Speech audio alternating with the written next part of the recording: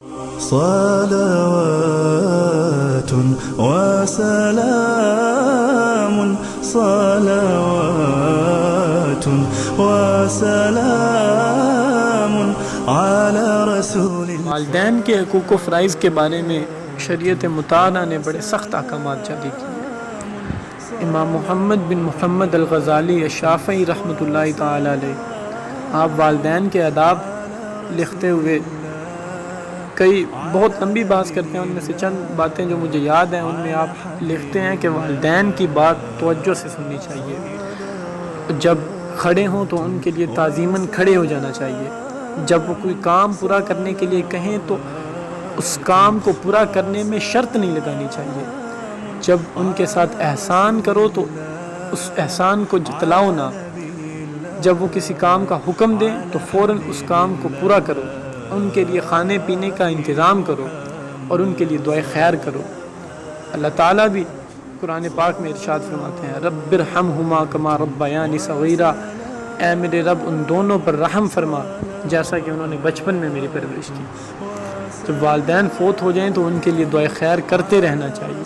حضرت ابو ہریرہ رضی اللہ تعالی عنہ سے روایت ہے، آپ صلی اللہ تعالی علیہ وآلہ وسلم نے ارشاد فرمایا کہ نیک آدمی کا اللہ تعالیٰ جنت میں ایک درجہ بلند کرتا ہے تو وہ پوچھتا ہے کہ یا اللہ مجھے یہ درجہ کیوں ملا؟ تو اللہ تعالیٰ فرماتا ہے تیرے بیٹے نے تیرے لیے بخشش کی دعا کی تھی۔ چنانچہ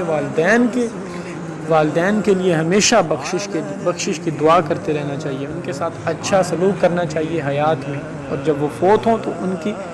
بخشش کے لیے دعا کرنی چاہیے۔ ایک صحابی رضی اللہ تعالیٰ عنہ اپنے والد کی شکایت لے کر رسول اللہ صلی اللہ تعالیٰ علیہ وسلم کی بارگاہ میں حاضر ہوا اور عرض کرنے لگا کہ یا رسول اللہ صلی اللہ تعالیٰ علیہ وسلم، میرا والد میری کمائی سے خرچ کرتا ہے اور مجھ سے پوچھتا بھی نہیں ہے۔ تو نبی کریم صلی اللہ تعالیٰ علیہ وسلم شکایت لایا ہے، جب والد نے بتایا کہ یہ میں بیمار ہوتا ہوں، میری عیادت تک نہیں کرتا، اپنی بیوی کے ساتھ رہتا ہے، مجھے اپنے بچوں کے ساتھ رہتا ہے، مجھے یہ پوچھتا تک نہیں ہے، تو میں اور کیا کروں؟ اس کی کمائی سے خرچ نہ کروں تو اور کیا کروں؟ میرا یہ بھی حق نہیں ہے۔ تو نبی کریم صلی اللہ تعالیٰ علیہ وسلم کے داڑھی مبارک کے بال تر ہو گئے، اتنا روئے کہ داڑھی مبارک کے بال تر ہو گئے، اور پھر آپ صلی اللہ تعالیٰ علیہ وسلم جلال میں آ گئے، اور آپ صلی اللہ تعالیٰ علیہ وسلم نے ارشاد فرمایا انت و مالک لابیک، تو اور تیرا مال دونوں تیرے باپ کے ہیں۔ تو دیکھیں سرکار دو عالم صلی اللہ تعالیٰ علیہ وسلم نے کتنا سخت جملہ ارشاد فرمایا کہ انت و مالک لابیک، اس لیے اپنی کمائی سے اپنے والدین کو دینا چاہیے، کیونکہ انہی کی بدولت جب انسان کماتا ہے تو اسی کمائی پر پھر فخر نہیں کرنا شروع کرنا چاہیے، بلکہ اس کمائی میں سے بخوشی اور بلکہ پوری کمائی اپنے والدین کے حوالے کرنی چاہیے اور پھر ان کی مرضی کے مطابق خرچ کرنا چاہیے۔ اس کے علاوہ والدین کو چاہیے کہ وہ اپنے اولاد کے لیے نیک دعائے خیر کرتے رہیں۔ سرکار دو عالم صلی اللہ تعالیٰ علیہ وآلہ وسلم نے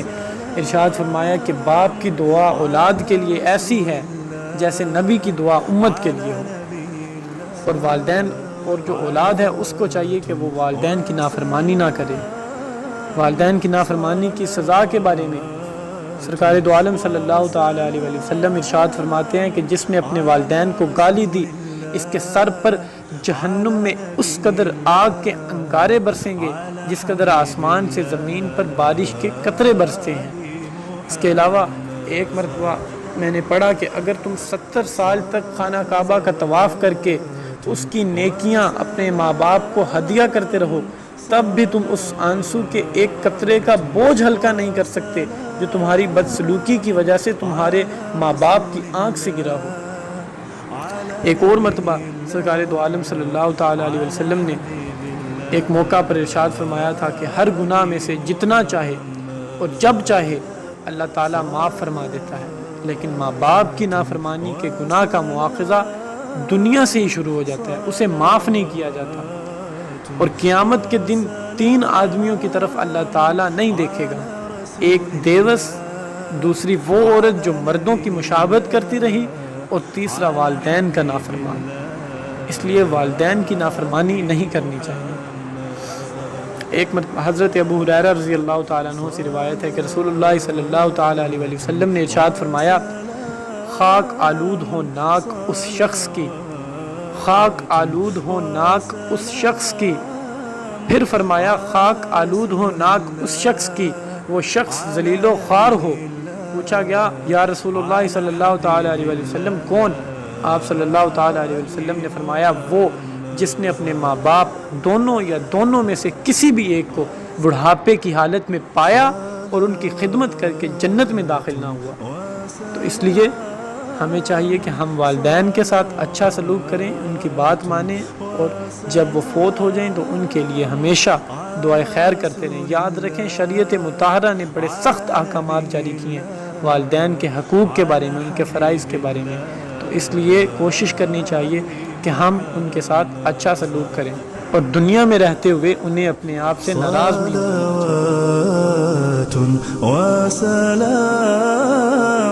صلوات وسلام